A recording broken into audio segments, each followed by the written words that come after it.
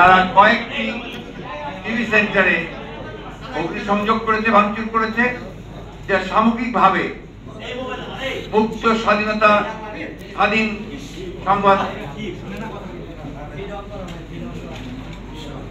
গণমাধ্যমের যে স্বাধীনতা তার বিরুদ্ধে। আমরা সবসময় ফ্রিডম অফ প্রেসে বিশ্বাস করি। আমরা বিশ্বাস করি যে প্রতিটি ব্যক্তি, মানুষ, সংগঠন, বিশেষ করে সাংবাদিকেরা তারা তাদের মত একদম স্বাধীনভাবে প্রকাশ করবে।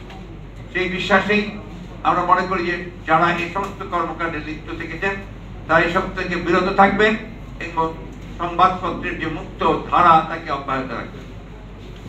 সাংবাদিক ভাইরা, আমরা আজকে গভীরভাবে শ্রদ্ধা জানাতে চাই সেই সমস্ত শহীদদের, যারা ছাত্র এবং জনতা, যারা এই দীর্ঘ 15-16 বছরের যে গণতান্ত্রিক সংগ্রাম, সেই সংগ্রামে যারা প্রাণ দিয়েছেন, তাদের প্রতি আমরা গভীর শ্রদ্ধা নিবেদন করছি।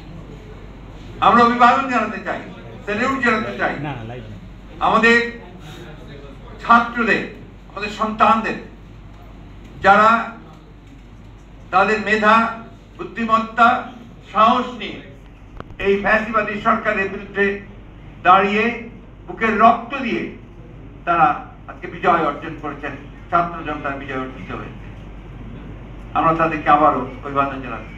আমরা সকল রাজনৈতিক দল, সকল ব্যক্তি যারা এই সংগ্রামের সঙ্গে জড়িত ছিলেন, আছেন, পেশাজীবী, তাদের সকলকে আন্তরিকভাবে ধন্যবাদ এবং কৃতজ্ঞতা জানাচ্ছি এই আন্দোলনের শরীক হয়ে আজকে বিজয় অর্জন করবার জন্য।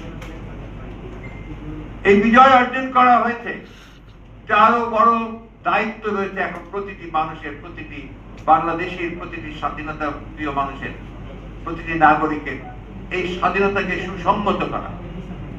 সেই স্বাধীনতাকে সুসংগত করা তখনই সম্ভব হবে যখন আমরা গণতান্ত্রিক প্রতিষ্ঠানগুলোকে প্রতিষ্ঠিত করতে পারবো, তাদের প্রাতিষ্ঠানিক রূপ দিতে পারবো।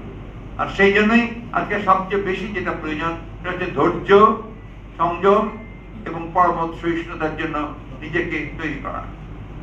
আপনাদের কাছে অনুরোধ করব যে আজকে আপনাদের মাধ্যমে আমি এই বার্তা আমরা সারা দেশবাসীর কাছে পৌঁছে দিতে চাই যে এখন অ্যারোগেন্স, ভেঞ্জেন্স এগুলোর কোনো স্থান নেই।